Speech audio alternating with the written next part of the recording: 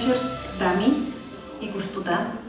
Добре дошли на гала вечерта на великолепната жена, посветена на Международния ден на жената.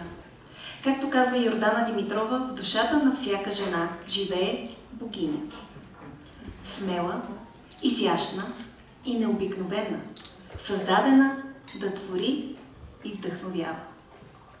В унисон с темата на вечерта всички бяхме посрещнати с красива музика от арфа, изпълнявана от прекрасната Светла Илиева.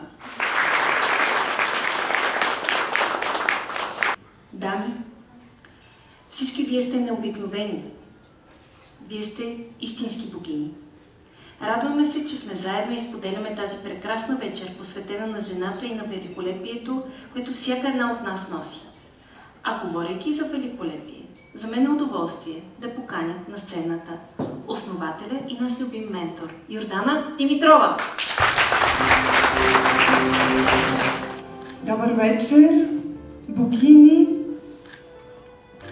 и господа!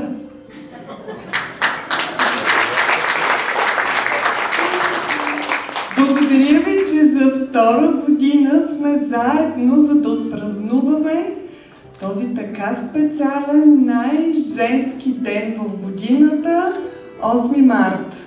Наистина, когато поставих тази тема за богинята, очаквах тук да влязат богини, но наистина вие надминахте всички очаквания, вие сте уау, вече нашият поздрав не е здравей великолепна, от тази вечер мисля, че имаме нов поздрав, здравей богиньо! Аплодисментите са за всички вас, дами, невероятни сте!